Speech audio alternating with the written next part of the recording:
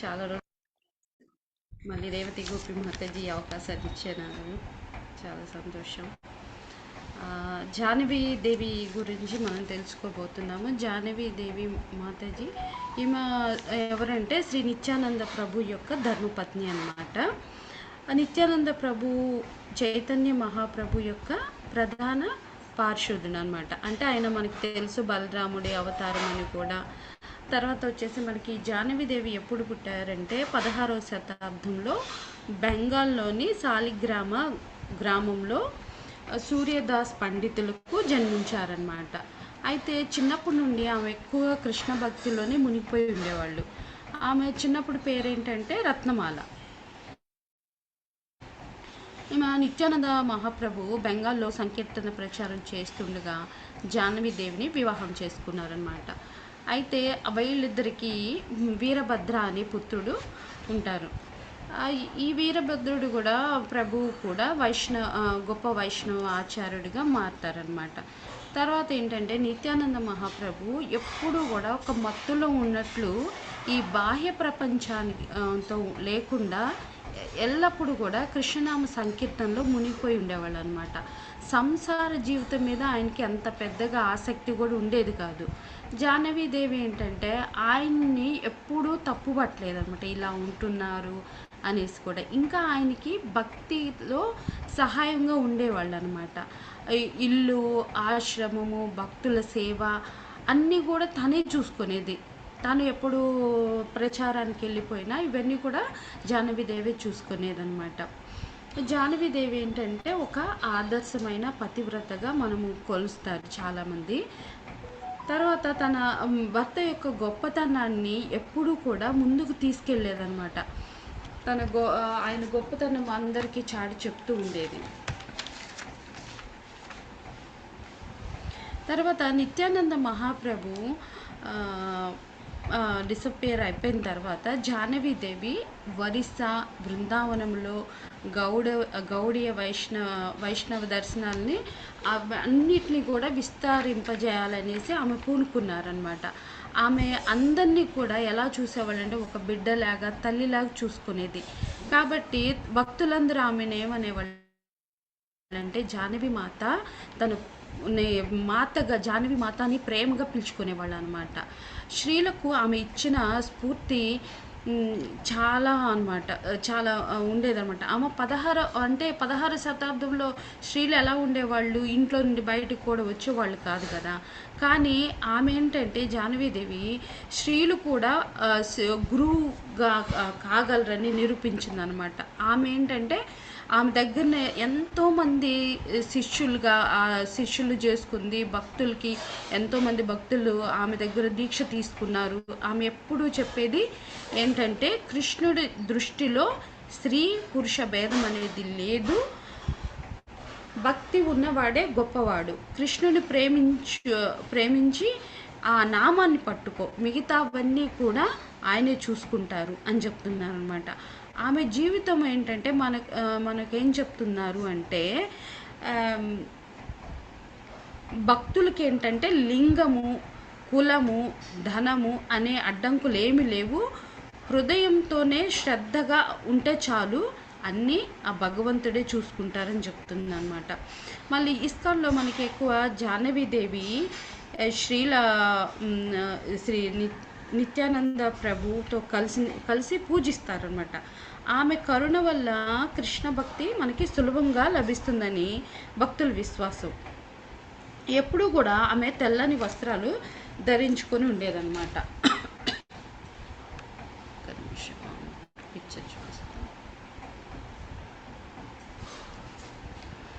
ఎప్పుడు కూడా తెల్లని వస్త్రాలు ధరించేది. మామూలుగా తెల్లని వస్త్రాలు అంటే వైదవ్యానికి చిహ్నంగా మనం చెప్తారు కదా.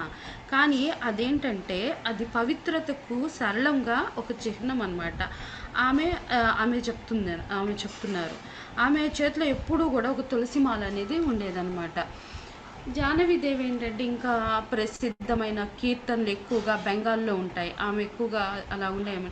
తెలుగులో ఏంటంటే నిత్యానంద స్తుతి, నిత్యానంద ప్రభు శ్రీకృష్ణుని అవతారము, ఆయన పాదాలను శరణ పొందితే జీవితం ధన్యమవుతుంది అని అలాంటి పాటలు రాసేవాళ్ళు అనమాట. రాధాకృష్ణ లీలలను, వారి ప్రేమత్వాన్ని చాలా మధురంగా వర్ణించారు. ఆమె కీర్తనలు వింటే మనసు చాలా కరిగిపోతుంది అనమాట. ఆమె భక్తులకి వాళ్ళ భక్తులు కూడా చెప్పేవాళ్ళు అనమాట, ఆమె చాలా కీర్తన చాలా బాగా చేస్తుందనేసి. హరే కృష్ణ మహామంత్రాన్ని ఎప్పుడు చేయమని ఈ నామాన్ని ఆమె ఏం చేసేవాళ్ళంటే గ్రామానికి వెళ్ళి ప్రచారం చేసేవాళ్ళు అనమాట. ఈ నామ జపమే మనకి కలియుగంలో మోక్ష మార్గమని ఆమె ఎప్పుడు చెప్తూ ఉండేవాళ్ళు. ఆమెకి బాగా నమ్మకం కూడా అనమాట. మళ్ళీ జాహ్నవీదేవి ఏంటంటే సంకీర్తన చేసేటప్పుడు ఆమె కర్తాలు మృదంగము వాయిస్తూ భక్తుల్ని ఉత్సాహపరుస్తూ ఉండేవాళ్ళు అనమాట. ఆమె కీర్తనలో ఎంతో భావం ఉండేది, ఏదో చేశాము అన్నట్లు కాకుండా ఎంతో భావంతో చేసేవాళ్ళు. విన్నవాళ్ళైతే కన్నీళ్లు పెట్టుకునేవాళ్ళు అనమాట. ఆమె సంకీర్తన వల్ల చాలామంది దుష్టులు కూడా భక్తులుగా మారిపోయారనమాట. జాహ్నవీదేవి గురువు అంటూ ఆమెకి ఎవరు లేరు, కానీ ఆమె నిత్యానంద ప్రభు, శ్రీ చైతన్య మహాప్రభుని ఇద్దరిని కూడా గురువుగా భావించేది అనమాట.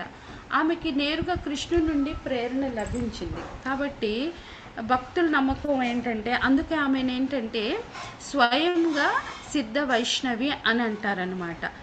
ఆమె జాహ్నవీదేవిని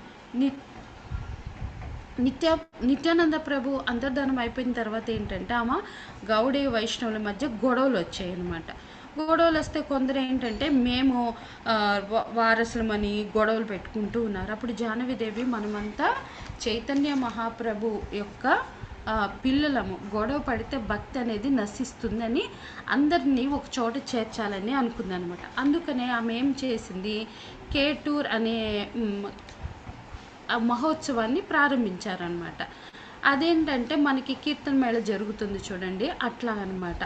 ఆ కేటూరు మహోత్సవంలో పాడిన కీర్తనలు చాలా ప్రత్యేకంగా ఉంటాయన్నమాట. అవి కేవలం పాటలే కాదు, ఆ సమయంలో ఏంటంటే వైష్ణవులందరినీ ఐక్యత చేసి అందరూని ఒక భక్తిని ఎలా నిలబెట్టాలి, మన భక్తిని నిలబెట్టాలంటే కీర్తన అనేది ఒక ఆయుధంలాగా ఆమె తీసుకున్నారన్నమాట. ఇదేంటంటే 7 రోజుల పాటు నిరంతరంగా పాడారంట హరే కృష్ణ మహామంత్రంతో. ఆ సమయంలో ఊరంతా ఈ సంకీర్తనలో నిండిపోయారనమాట. ఎంతో ఆనందంతో జాహ్నవీదేవి కర్తలు వాయిస్తూ అందరినీ కూడా ముందుకు నడిపించారు.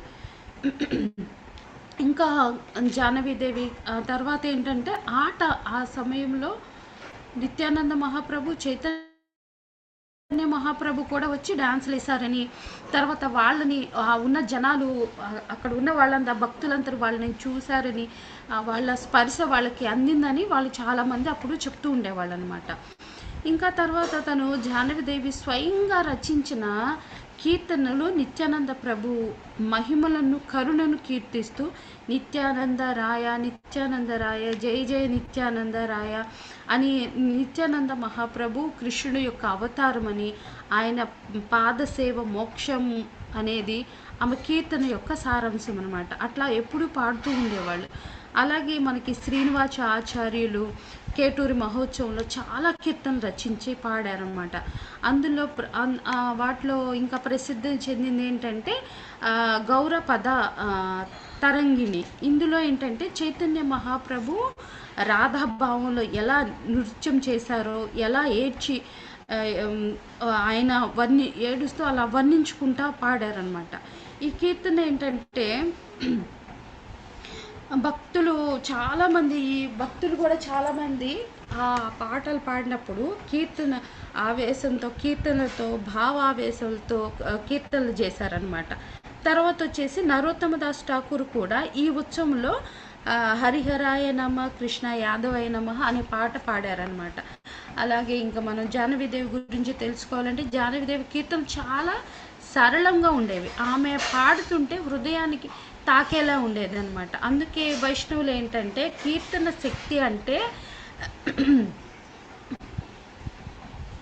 కీర్తన అనేది శక్తి కంటే పెద్ద శక్తి మనకి ఏది లేదనేసి చెప్పేవాళ్ళు అనమాట. ఇంకా జాహ్నవీదేవి గురించి మనకి కొన్ని ముఖ్యమైన విషయాలు ఏంటంటే, ఆమె ఐక్యత శక్తి, అందరినీ ఒకటిగా చేయగల అద్భుతమైన శక్తి ఆమెకు ఉంది అనమాట. భక్తి, సేవ, ఎప్పుడు రాధాకృష్ణుల సేవలో లీనమై ఉండేది. తర్వాత కరుణ, ఆమె ఏంటంటే చాలామంది భక్తులకు కృష్ణ ప్రేమనే ప్రసాదించేదన్నమాట. తర్వాత వచ్చేది సరళత, ఈమె ఏంటంటే రాజు కుటుంబంలో వచ్చినా కూడా చాలా సాదా సీదా జీవితం గడిపేవాళ్ళు అనమాట. ఆమె ఒక శక్తి స్వరూపిణి అనమాట. తర్వాత ఈ కేటూరి ఉత్సవంలో చైతన్య మహాప్రభు వచ్చారు, ఇలా నృత్యం చేశారు, అందరిని ఆయన్ని చూశారు అన్న తర్వాత అక్కడంతా ఏమైందంటే ఉన్న భక్తులంతా కొన్నాళ్ళ తర్వాత వాళ్ళు ఏమి మాట్లాడకుండా ఆ ఒక లీనం ఏదో పోగొట్టుకున్న వాళ్ళగా అలాగ జీవితాన్ని గడుపుతూ ఉన్నారనమాట. గడుపుతున్నప్పుడు జాహ్నవీదేవి వాళ్ళు ఇంకా వాళ్ళ భక్త బృందం అంతా కలిసి వీళ్ళని ఎలా అయినా మళ్ళీ మార్చాలి అనుకున్నారనమాట. అనుకుని ఏం చేశారు, తర్వాత హోలీ పండుగ ఉత్సవాన్ని జరిపారనమాట. అప్పుడు మళ్ళీ వాళ్ళకి కొత్త ఉత్సాహం అనేది వచ్చిందనమాట. వచ్చిన తర్వాత తను అలా కొన్నాళ్ళు ఇలాగా నామ సంకీర్తన చేసుకుంటూ తను చివరికి బృందావనం వెళ్ళిపోయింది. బృందావనంలో ఏంది రాధాకృష్ణుల ఆలయము అంటే మనకి రాధాకుండ దగ్గర తను ఎప్పుడు నిరంతరము భక్తులకి బోధనలు చేస్తూ సంకీర్తన చేస్తూ ఉండేదన్నమాట. ఇప్పుడు కూడా బృందావనంలో రాధాకుండ దగ్గర తన సమాధి ఉంది. అక్కడ అందరూ ఎప్పుడు ఆమె యొక్క దీవెనలు పొందుతారు. జై జాహ్నవి మాతాకి జై. హరే కృష్ణ మాతాజీ. థ్యాంక్ యూ మాతాజీ, మీరు యాడ్ చేయండి మాతాజీ. సారీ. హరే కృష్ణ మాతాజీ. ఎందుకు సారీ చదువుతున్నావు? బాగానే సారీ అండి, చక్కగా చెప్పావు, చాలా చక్కగా చెప్పి మళ్ళీ ఓన్లీ థింగ్ నువ్వు హైజాక్ చేసినావు నాది. No problem.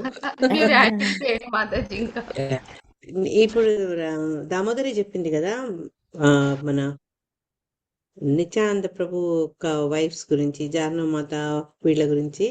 దాని మీద ఒక చక్కటి శ్లోకం ఉంది, గౌర గణోద్దేశ దీపిక అన్న ఒక గ్రంథంలో గౌడీయ మఠంలో. దాంట్లో ఒక శ్లోకం ఉంది. దాంట్లో ఆల్మోస్ట్ ఆమె గురించి చెప్పేస్తారనమాట.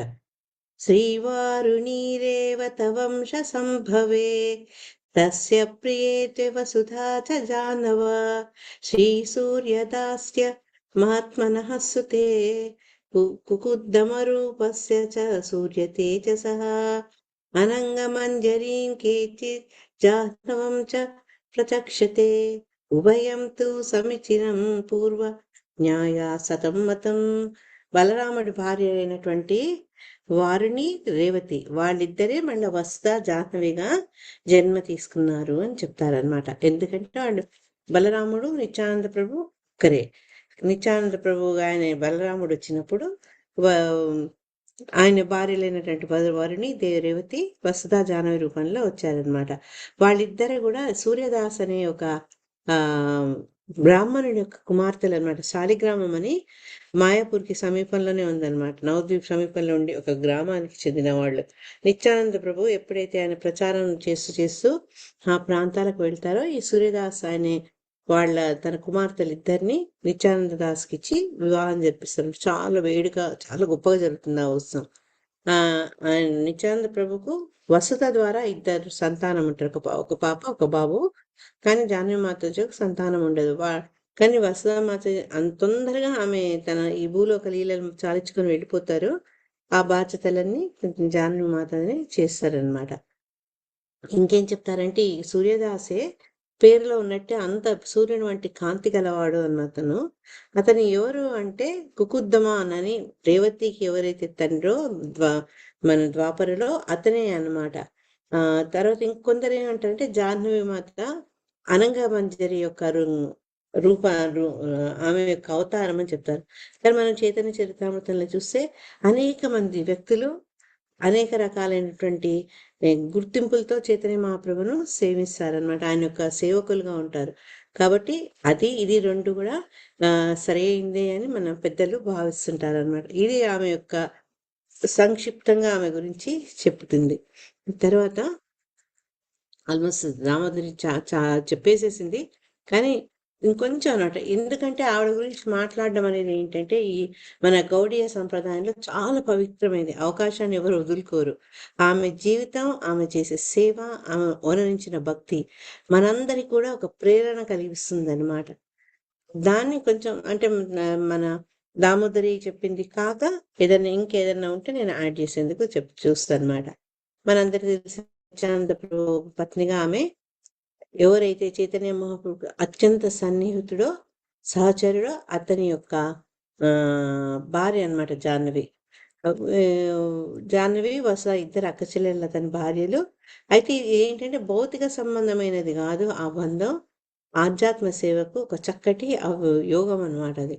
ఎందుకంటే జాహ్నవి మాత పూర్తిగా తన జీవితాన్ని నిత్యానంద ప్రభువును అర్చించడంలో ఆమె వెచ్చించారనమాట. ఆవిడకు చిన్నప్పటి నుంచి భగవంతుడి మీద భక్తి ఉండేది. ఆమె సోదరుడి ద్వారా ఆమెకి ఈ గౌడీయ సంప్రదాయంతో ఒక సంబంధం ఏర్పడింది అని చెప్తారనమాట ఆచార్యులు. ఆవిడ యొక్క భక్తి ఏంటి అంటే, నా మొదటి చెప్పినట్టు ఫస్ట్ నిత్యానంద ప్రభువును ఆమె పరమ విశ్వాసంతో సేవ చేసింది. భక్తుల పట్ల మాతృ స్నేహంతో వ్యవహరించేది. తర్వాత ఎప్పుడూ తన భగవన్నామ స్మరణతోనే నిమగ్నమై ఉండేదన్నమాట. ఆమె భక్తికి ఉండే 3 లక్షణాలు ఏంటి అంటే సేవాభావం, వినయం, కరుణ. ఈ 3 అన్నమాట. అంటే భక్తిలో మనకు కావాల్సిన లక్షణాలు ఈ 3. సేవాభావం ఉండాలి, వినయం ఉండాలి, కరుణ ఉండాలి. అదిగాక ఆమెకున్న గొప్పతనం ఏంటంటే ఈ గౌడీయ సాంప్రదాయంలో మొట్టమొదటి మహిళా గురువు అన్నమాట. అంటే మహిళా శరీరంలో ఉన్న ఆచారాలు మనకు చైతన్య చరితామృతం చెప్తారు, ఎవరైనా కృష్ణనామాన్ని చెప్పేందుకు అర్హులే. అందుకని ఇక్కడ ఆవిడ మొట్టమొదటి మహిళా శరీరంలో ఉన్న ఆచారాలు చెప్తారనమాట. ఎప్పుడైతే వసుధామాతాజీ వెళ్ళిపోతారు, తర్వాత చైతన్య మహాప్రభు, నిత్యానంద ప్రభు, తర్వాత పంచతత్వాల మిగతా వాళ్ళందరూ కూడా వాళ్ళ లీలలు పూరించుకొని వెళ్ళిపోతారో అప్పుడు ఆమె ఆ ఒక్క వాక్యూమ్ని ఆమె నింపారనమాట. ఈ భక్తులందరినీ చక్కగా సమన్వయపరిచారు. కొంతమందికి ఉపదేశం ఇచ్చారు, కొంతమంది శిష్యులుగా స్వీకరించుకున్నారు. ఆమె యొక్క లీడర్షిప్ ఎలా ఉండేదంటే అందరితో సమంగా ఉండేవారు. ఒక తల్లిలాగా వాళ్ళతోటి వ్యవహరించేదన్నమాట. మాతృభావంతో ఆవిడ చేసే అందరినీ ఆదరించాడు. అందుకే ఆమెను ఈశ్వర్యని కూడా పిలిచేవారట. ఇంతకుముందు మన దామోదరి చెప్పినట్టు కేతూరి ఫెస్టివల్ గురించి చెప్పారు కదా, అది అసలు గౌడీయ సాంప్రదాయంలో వాళ్ళ క్యాలెండర్లోనే ఒక అత్యుత్తమమైన సంఘటన జరుగుతుందన్నమాట అక్కడ. దాన్ని ఎవరు బంగ్లాదేశ్లో ఉంటుంది కేతూరు అనే ప్రదేశము. దాంట్లో నరోత్తమ్ దాస్ ఠాకూర్ గౌరవ పూర్ణిమను ఆయన అక్కడ చేస్తారనమాట. అప్పుడు ఈ మాతాజీ చెప్పినట్టు అందరినీ భక్తుల మధ్యలో సమన్వయం కుదిర్చి అందరిని చక్కగా ఒక దారిలో తేవాలని ఆవిడ వస్తారు కదా, వచ్చి అక్కడ ఉన్న అందరు భక్తుల్ని ప్రేరణిస్తారు. అన్నిటికీ అదిగాక సరే ఆవిడ కీర్తన బాగా చేశారు, అది విన్నాం. స్వయంగా ఆవిడ వంట చేసి భక్తులకు ప్రసాద వితరణ చేశారనమాట. దాంతో ఎంతో మందిలో మనసులో మార్పు వచ్చేసింది అనమాట.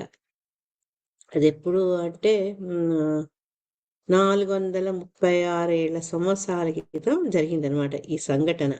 అక్కడి నుంచి ఆవిడ తిరిగి బృందావనానికి వెళ్తూ ఉంటే ఆమె ఎన్నో లీలలు చేశారు. ఎంతో మందిని అంటే నిత్యానంద ప్రభు ఏ రకంగా అయితే పతితుల్ని ఆయన పావనం చేశారో సేమ్ అదే రకంగా జాహ్నవి మాతాజీ కూడా బృందావనం ఈ కేతూరు నుంచి బృందావనం వెళ్ళే ప్రయాణంలో దోపిడిగాళ్లను, దొంగలను, దురాచారులని అందరినీ కూడా వాళ్ళ హృదయ పరివర్తన కలిగించి కృష్ణ భక్తి వైపు ఆమె వాళ్ళను లీడ్ చేస్తుందన్నమాట. చేసినాక సరే బృందావన్కి చేరుతారు. బృందావన్లో ఆమెకుండే ఎంతో మంది ఫాలోవర్స్లో మనం ముఖ్యంగా మనం చెప్పుకోవాల్సింది బృందావనానికి చెందిన 6 గోస్వాములు.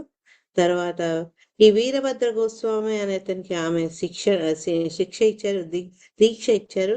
నరోత్తమ్ దాస్ ఠాకూర్, శ్రీవాస్ పండిత్ వీళ్ళందరూ కూడా ఈ పంచతత్వ వెళ్ళిపోయినాక ఆమె యొక్క నాయకత్వం మీద, ఆమె యొక్క ఆధ్వర్యం మీద పూర్తిగా ఆధారపడతారు అనమాట. ఆవిడ 3 రోజులు ఈ రాధాకుండ దగ్గర ఉంటారు. రాధాకుండ భజన కుటీరు ఉంది ఆవిడది. అక్కడ ఆమెకు ఒకరోజు మురళి దివ్యగానం వినిపిస్తుంది అనమాట. ఎక్కడికి ఆలోచిస్తూ చూస్తూ ఉంటే ఆమెకు భగవద్ దర్శనం జరుగుతుందట అక్కడ. అంత లోతైన ధ్యానము, అంత అద్భుతమైన నామ సంకీర్తన ఆ పవిత్ర స్థలంలో చేసింది కాబట్టి అది మనందరికీ ఒక యాత్రాస్థలం అన్నమాట. ఎవ్వరు బృందానికి వెళ్ళినా వెళ్ళి చూస్తారు. సో మనం జాహ్నవి మాత నుంచి నేర్చుకోవాల్సింది ఏంటంటే ఎటువంటి పరిస్థితిలో నా సేవాభావాన్ని కోల్పోకూడదు, సేవ అవకాశాలు మనం కోల్పోకూడదు. ఎంత ఉన్నా కూడా వినయం ఉండాలి. అన్ని ఉన్న ఇస్తరా కణి ఉంటుందని చెప్తారు కదా మన వాళ్ళు. నాయకత్వం అంటే రువాబ్ చేయడం కాదు, నిజమైన ప్రేమతోటి మార్గదర్శనం చేయడము. తల్లిలాగా వాళ్ళందరినీ ఆదరించింది, అదే అనమాట ఆవిడ గొప్పతనం. ఇంకోటి ఏంటంటే ఆధ్యాత్మిక స్థిరత్వం. ఎటువంటి ఆటుపోట్లు వచ్చినా కూడా ఆమె తన స్థిరత్వాన్ని ఆమె కోల్పోలేదు. అంత అచంచలమైనటువంటి ఆధ్యాత్మిక బలం ఆవిడకుంది. ఇంకోటి ఏంటంటే ఆమెను చూసి మనం తెలుసుకోవాల్సింది, భక్తులు కలిసి ఉంటే తద్వారా భక్తి పెరుగుతుంది.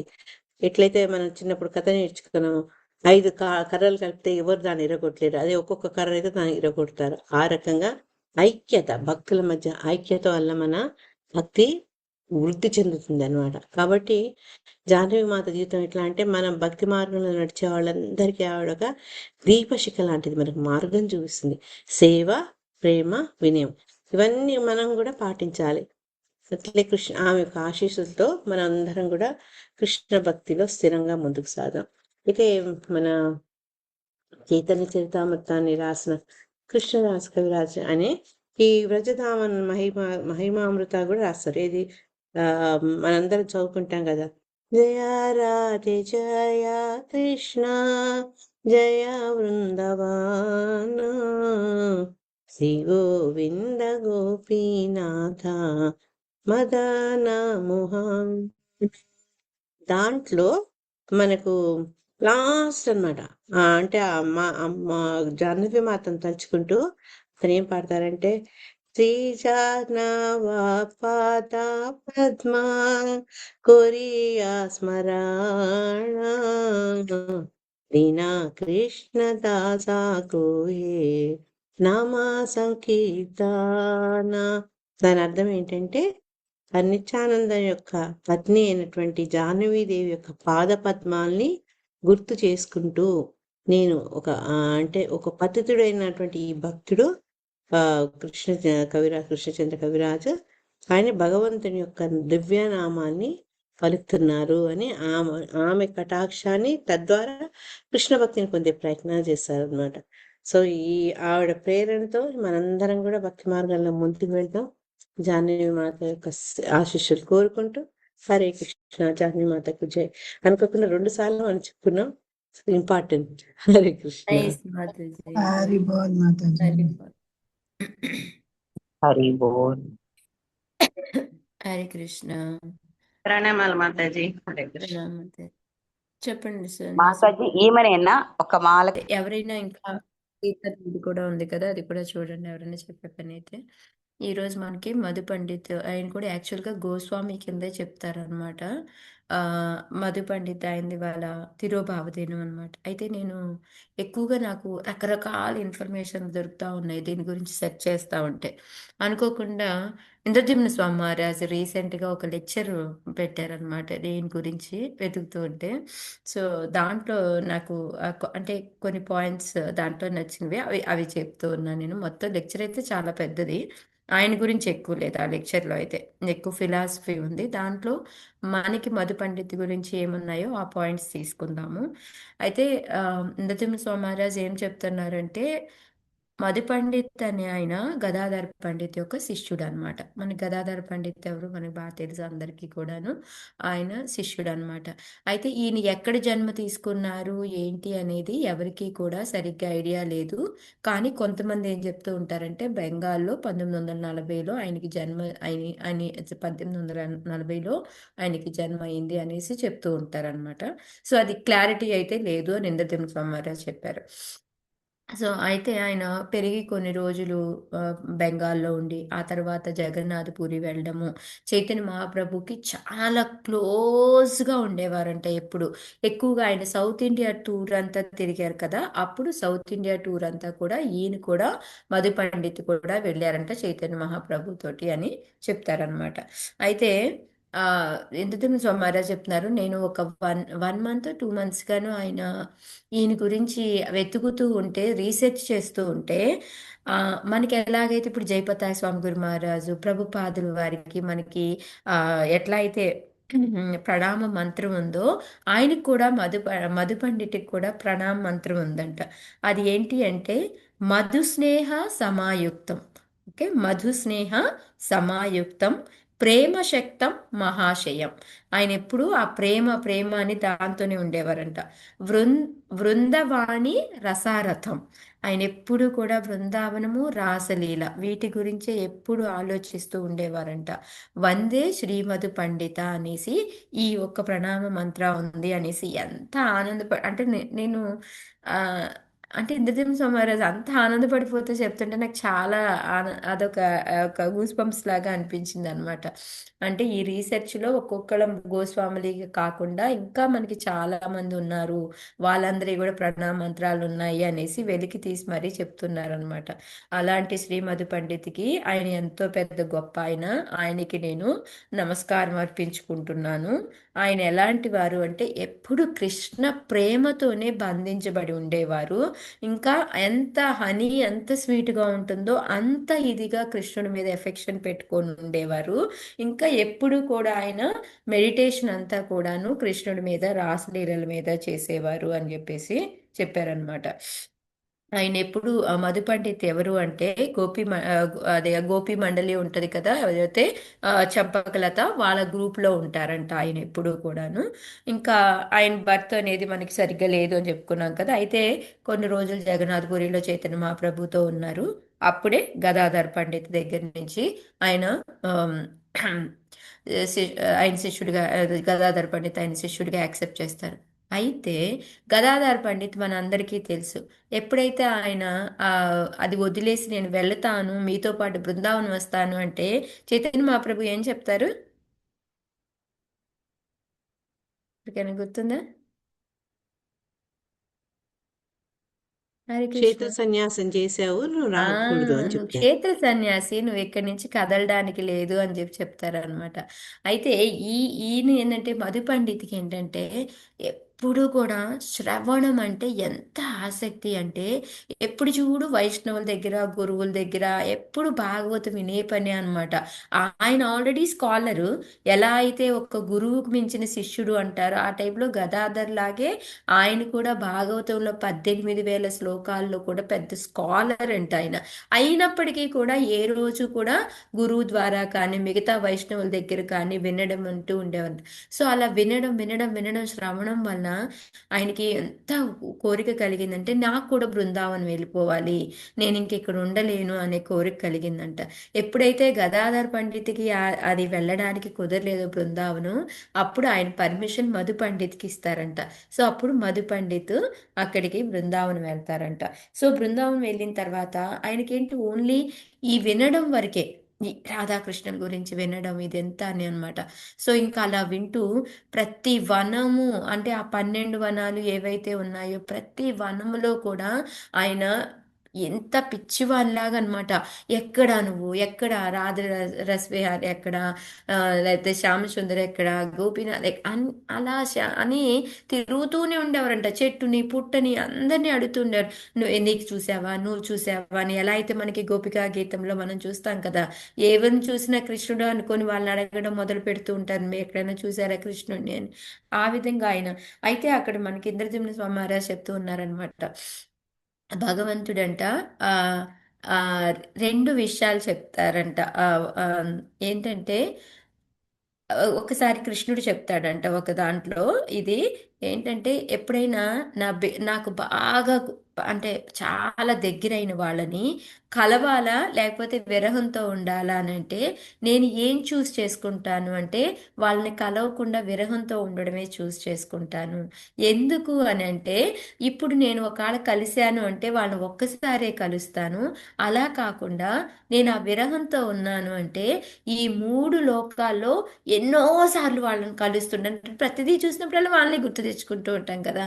సో అలా ఎంతో మందిని కలుస్తాను. అందుకని చేసుకొని నేను నా బిలౌడ్ వాళ్ళకి అంటే నాతో ఎంతో సన్నిహితంగా ఉండే వాళ్ళకి అలాంటిదే నేను కోరుకుంటాను అని కృష్ణుడు చెప్తారంట. సేమ్ అలాగే మళ్ళీ రాధారాణి కూడా మనకి రూపగోస్వామిలో పద్యావళిలో చెప్తుంది అనమాట. ఆమె కూడా ఏంటంటే, నన్ను కృష్ణుడిని కలిస్తే ఒక్కసారి కలుస్తాను నేను, కానీ కృష్ణుడితో విరహంతో ఉంటే 3 లోకాల్లో కూడా ఎక్కడ చూసినా అనేక రకాలైన కృష్ణుని నేను కలుస్తూ ఉంటాను. ఎక్కడైతే ఒక్క కృష్ణుడే, అక్కడైతే ఎన్నో కృష్ణుళ్ళు అని చెప్తుందంట. సేమ్ అందుకే ఇక్కడ కూడా ఏంటంటే ఈయన మధు పండిత్ ఎంత మంచి ప్యూరిఫై అయిపోయి గదాధర పండిత్ శిష్యుడైనప్పటికీ కూడా భగవంతుడు దర్శనం ఇవ్వడంట. ఆయన అలాగే పడి తిరుగుతూ తిరుగుతూ తిరుగుతూ ఉంటే ఆ కొన్ని తర్వాత ఉమ్, ఎంతమందిని ఎవరిని అడుగుతున్నా ఎవరు ఏమి జాడ చెప్పరు, అలా తిరుగుతూ ఉంటాడనమాట. ఆయన తిరుగుతూ ఏడుస్తూ ఉంటే ఒక్కసారి ఎప్పటికప్పుడు అనిపిస్తూ ఉంటుందంట, ఓ నాకు ఇప్పుడే దర్శనం ఇచ్చేస్తాడు, వచ్చేస్తాడు, ఫ్లూట్ వాయించుకుంటూ వచ్చేస్తాడు, నన్ను దర్శనం ఇస్తాడు అని అనుకుంటూ ఉండేవారంట. కానీ అలా ఎప్పటికీ రాలేదు. తర్వాత ఎన్నో రోజులు అలా తిరిగి తిరిగి తిరిగి ఆకలి దప్పులు మర్చిపోయాడంట. ఓన్లీ భాగవత శ్లోకాలు చదువుకుంటూ తిరుగుతూ ఉండేవారంట ఆయన. అలా తిరిగిన తర్వాత ఒకరోజు ఏంటంటే ఎదురుగ్గా ఎక్కడో ఒక ఫ్లూట్ వాయిస్తున్నట్టు సౌండ్ వినపడితే ఆయన వెళ్ళారంట. వెళ్తే అక్కడ ఆ సౌండ్ వినేసి భగవంతుడిని చూద్దాం అనుకునే లోపలే ఈయన మూర్ఛ అయిపోయి పడిపోయాడంట. పడిపోతే భగవంతుడే మళ్ళీ తట్టి లేపి ఆయన చూసిన తర్వాత వెంటనే డిజైపేర్ అయిపోతాడు కదా.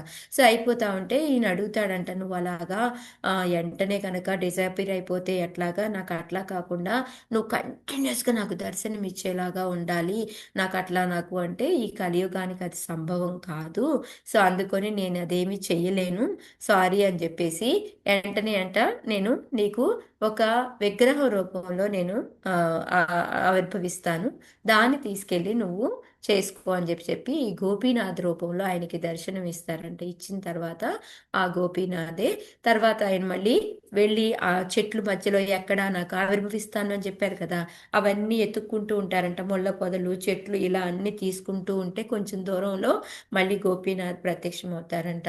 ఆ గోపీనాథ్ డైటీని తీసుకొచ్చుకొని ఆయన మళ్ళీ ఒక టెంపుల్ బిల్డ్ చేయడము. సో ఆ టెంపుల్ ఎలా బిల్డ్ చేశారు అని అంటే, అక్బర్ యొక్క టైంలో ఉన్నప్పుడు ఒక రాయశీల, ఆయన పేరు రాయశీల శేఖర భట్ అంట.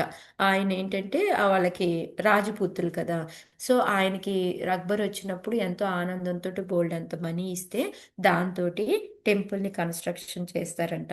సో అందుకని మనకి ఏంటంటే ముఖ్యమైనవి 7 టెంపుల్స్ చెప్తారు, దాంట్లో కూడా ఈ గోపీనాథ్ టెంపుల్ అనేది ఒకటి. ఇంకోటి ఆయన ఏ రోజు కూడాను మనము ఒకరికి ఎవరికైనా ఫేమ్ అది వస్తుంది అంటే మనం ముందుకు వెళ్ళిపోతూ ఉంటాం కదా, అలాంటిది ఏమీ చేయకుండా భగవంతుడి సేవ కన్నా నీకు ఇంకేది ముఖ్యం కాదు అని గోపీనాథ్ని అలాగే అంటి పెట్టుకొని ఆయన గోపీనాథ్ సేవలోనే ఆయన జీవితం అంతా గడిపారు అని చెప్పేసి చెప్తూ ఉన్నారనమాట. అయితే ఈ గోపీనాథ్ విగ్రహానికి తర్వాత ఏంటంటే ఒకసారి ఇప్పుడు మాతాజీ వీళ్ళంతా జాహ్నవి మాతాజీ గురించి చెప్పారు కదా, జాహ్నవి మాత ఒకసారి ఇట్లాగే బృందావన్ దర్శనానికి వస్తుందంట. గోపీనాథ్ దర్శనం చేసుకుంటుందంట. చేసుకుంటే ఆమెకి ఏంటంటే ఆ చూసిన వెంటనే అయ్యో కృష్ణుడు పక్కన ఏంటి రాధారాణి ఇంత చిన్నగా ఉంది, ఇలా ఉందేంటి అని చాలా బాధపడుతుందంట. చాలా బాధపడి అయినా మళ్ళీ ఎవరితో చెప్పకుండా వెళ్ళకుండా వెళ్ళిపోతుందంట. వెళ్ళిపోతే ఆయన వెళ్ళి పడుకుంటే ఈ గోపీనాథ్ కల్లోకి వస్తాడంట. జానువా నువ్వు అనుకున్నది కరెక్టు, నాకు రాధారాణి చాలా చిన్నదైపోయింది, నాకు పెద్ద రాధారాణి కావాలి, ఆ రాధారాణిని తీసుకొచ్చి నాకు మామూలుగా మనకి రాధారాణి ఎటువైపు ఉంటుంది కృష్ణుడికి? లెఫ్ట్ సైడ్ ఎడం ఎడం ఎడం వైపు. యా ఎడం వైపు. ఎడం వైపు ఉంటుంది కదా. కాతే ఇప్పుడు ఏంటంటే తీసుకొచ్చి ఈ ఈ ఈ పని చెప్తానంట. నాకు మళ్ళీ తీసుకొచ్చి నేను ఇట్లాగా ఇలా ఎడం వైపు నుంచి నేను చూడలేకపోతున్నాను, నాకు మార్చి కుడి వైపుకి పెట్టు అని చెప్పేసి చెప్తారంట. సరే అనేసి అనుకుంటుందంట, అయ్యో భగవంతుడి కల్లోకి వచ్చి చెప్పాడు, నేను ఎట్లా చెయ్యాలి ఏంటి అని అనుకుంటుందంట. అనుకుని మళ్ళీ రాధారాణి ఏం ఫీల్ అవుతుందో, నేను ఇప్పుడు మారిస్తే నాకు అనిపించింది మళ్ళీ అదే గోపీనాథ్ కూడా కల్లోకి వచ్చి చెప్పాడు, మరి ఎట్లాగా అని ఆలోచిస్తూ ఉంటే నెక్స్ట్ మార్నింగే బృందావనేశ్వరి కూడా కల్లోకి వస్తుందంట. వచ్చేసి రాధారాణి కూడా చెప్తుందంట, అవును నాకు నువ్వు ఇంకోటి పెద్ద విగ్రహాన్ని తీసుకొచ్చి పెట్టు, ఆయన కోరికను నెరవేర్చు అని చెప్పేసి చెప్తుందంట. సో ఆ విధంగా ఏంటంటే మళ్ళీ ఈ జాహ్నవి మాత పెద్ద విగ్రహాన్ని రెడీ చేసి ఆ గోపీనాథ్ దగ్గరికి తీసుకెళ్ళి ఇక్కడ మళ్ళీ అటు ఇటు మారుస్తారనమాట. అయితే ఆ తర్వాత రివీల్ చేస్తారంట ఎందుకు ఆమెకు రాధారాణి చిన్నగా ఉంది అంటే అది యాక్చువల్గా రాధారాణి కాదు, ఆమె ఎవరు అంటే అనంగమంజరి. అనంగమంజరి అంటే ఎవరు అంటే జాహ్నవి మాత. ఇందాక మాతాజీ శ్లోక కూడా చెప్పారు మనకి. ఆ శ్లోకాలో జాహ్నవి మాత ఎవరు అంటే అనంగమంజరి అనమాట. అనంగమంజరి ఎవరంటే రాధారాణి యొక్క చెల్లెలే అనమాట. అందుకే ఇప్పుడు కనుక మనం కనుక గోపీనాథ్ టెంపుల్కి వెళ్ళాము అంటే 2 రాధారాణులు కనిపిస్తాయి. ఒకవైపు అంగమంజరి, ఒకవైపు వచ్చేసి జాహ్నవి మాత ఇచ్చిన రాధారాణి ఉంటారనమాట. సో ఇది మనకి ఈ విధంగా ఆ మధు పండిత్ అనే ఆయన ఈ భగవంతుడికి సేవ చేసుకుంటూ ఆ విధంగా మనకి భక్తి అనేది ఏంటి అనేది ఒక రుచి చూపించింది మధు పండిత్ అని చెప్పేసి చెప్తూ ఉంటారనమాట. ఓకే, హరే కృష్ణ మాతాజీ.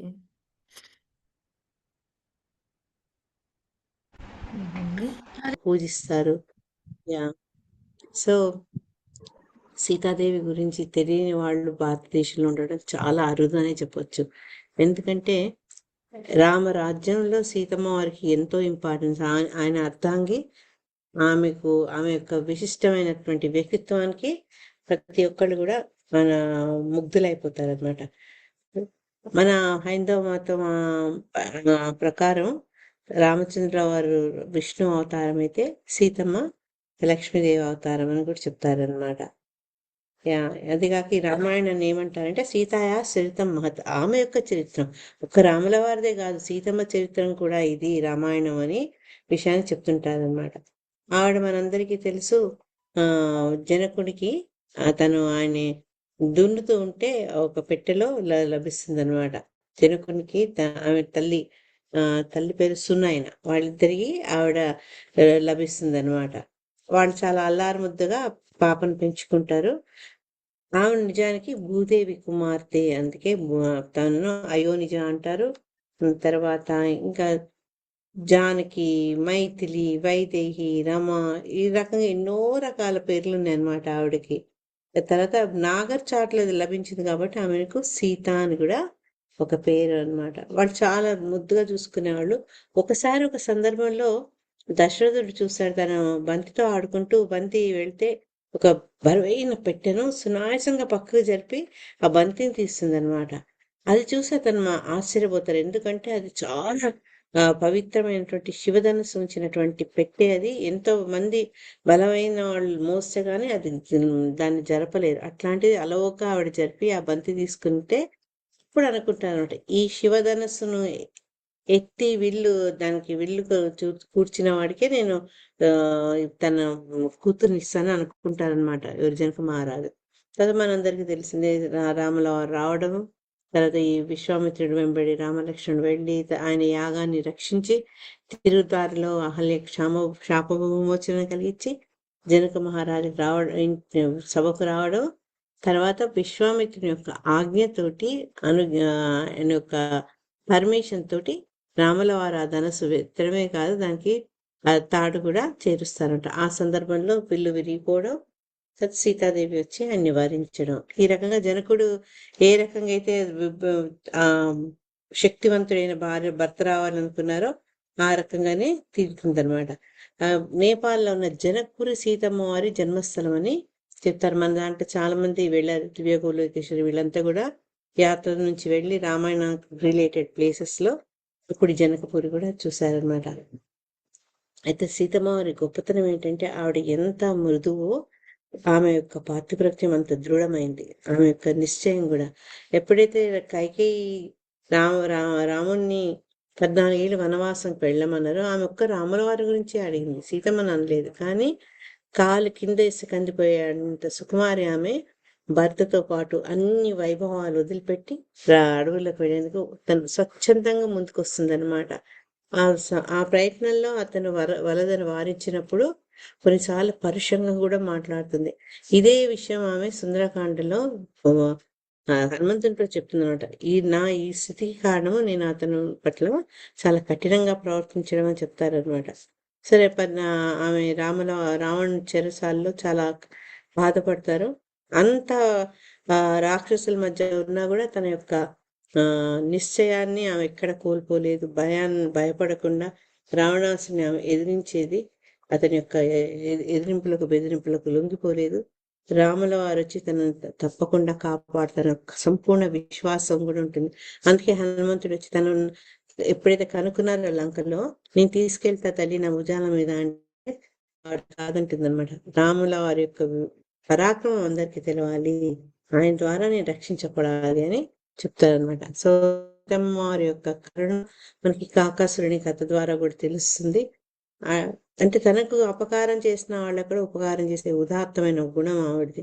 అంత యుద్ధం ముగిసినాక మళ్ళా లోకం కోసం, అంటే ఒక రాజు అయిన రాముడు ఇవి 14 అదే పరాయి ఇంట్లో ఉన్న సీతమ్మవారికి గ్రహించిండని అనకూడదు జనులు అని చెప్పి అందరి ముందు అగ్ని ప్రవేశక ఆదేశం ఇస్తే ఆవిడ ఏ మాత్రం కూడా తొణకక బెణకక తను మంటల్లోకి వెళ్ళి తన ప్రాతిపత్యాన్ని నిరూపించుకుంటుంది అనమాట. అగ్నిదేవుడు స్వయంగా తీసుకొచ్చి పునీత అని చెప్తారనమాట. అటువంటి వ్యక్తిత్వం కలిగి సరే వాళ్ళు ఇంత కష్టాలు పడి మళ్ళా వాళ్ళ రాజ్యం చేరుకుంటారు. వాడు సుఖంగా ఉండే సమయంలో మళ్ళా ఒక చాకలి వాడి ద్వారా ఆమె గురించి మాట్లాడడము అది విని రాజు వెంబడి తన కర్తవ్యంగా భావించి ఆవిడని అడవిలో వదిలిమని లక్ష్మణుడి ద్వారా పంపిస్తారనమాట. ఎప్పుడైతే తనకు జరిగినటువంటి ఈ విషయం తెలుసుకుంటుందో ఆవిడ బాధపడుతుంది, కానీ రాములవారిని ఎక్కడ కూడా ఆమె నిందించదు. తన కలిగిన సంతాన లవకుశుల్ని ఎంతో ఆదర్శం పెంచి వాళ్లకు రాముల వారు ఉదాత్త చరిత్రను చెప్తుంది. సరే మనందరికీ తెలిసిందే ఈ అశ్వమేధ యాగము తర్వాత వాళ్ళు రాముల వారికి తెలవడం వాళ్ళు తన పిల్లలని. మళ్ళా అతను ఎప్పుడైతే సీతమ్మ వారి దగ్గరకు వచ్చి ఆమెను క్షమాపణ వేడి మళ్ళీ రమ్మంటారో అక్కడ మళ్ళీ తన అభిమానాన్ని వ్యక్తిత్వం చూపించుకుంటుంది. తిరిగి తన తల్లి గర్భంలోకి వెళ్ళిపోతుంది అనమాట. ఆ రకంగా ఎంత సుకుమారో అంత దూరమైన వ్యక్తిత్వం కలదిగా సీతమ్మ వారు తన చాటించుకుంటారు అనమాట. సో ఒక ఆదర్శ నారి, ఆదర్శ పత్ని, ఆదర్శ తల్లి, ఇన్ని రకాలుగా మనందరికీ సీతమ్మ వారు ఆదర్శం అనమాట. అందుకని ఎంత గొప్ప గొప్ప ఈ వాగ్గేయకారులు వాళ్ళంతా సీతమ్మను చాలా పూజిస్తారు. మన ప్రియమైన రామదాసు కూడా నన్ను బ్రోవమని చెప్పవే సీతమ్మ తల్లి కరుణించమని చెప్పే, అంటే అమ్మవారి ద్వారా రాముల వారి కరుణ కోసం ప్రాధాయపడుతుంటారు. ఈ రకంగా మనం కూడా సీతమ్మ వారి ద్వారా రాముల వారి కృపా కటాక్షాన్ని కోరుకుందాం. హరే కృష్ణ. జానకి మాతకి జై. చాలా షార్ట్ ఇది. హరే కృష్ణ. మాతాజీ చాలా బాగా చెప్తున్నారు మాతాజీ. మాతాజీ ఒక్క విషయం మాతాజీ చెప్పండి. నిత్యానందరాయ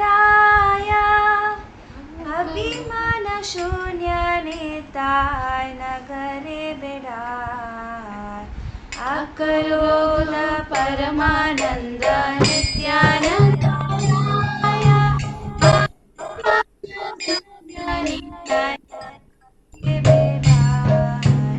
అకరోద పరమానంద నిత్యానందరాయ అభిమాన శూన్య నేతాయ నగరే బిడాయ అకరోద పరమానంద నిత్యానందరాయ అభిమాన శూన్య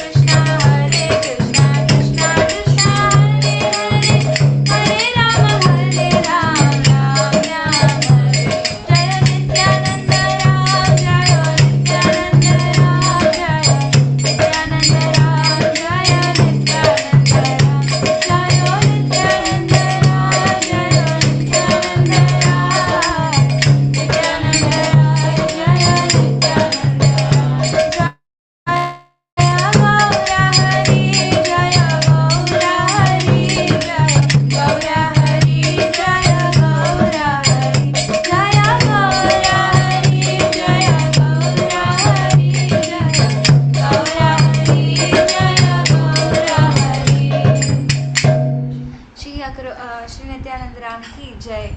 श्री लोचन दास ठाकुर की जय। Thank you. हरे कृष्ण। बोल महाराज बोल।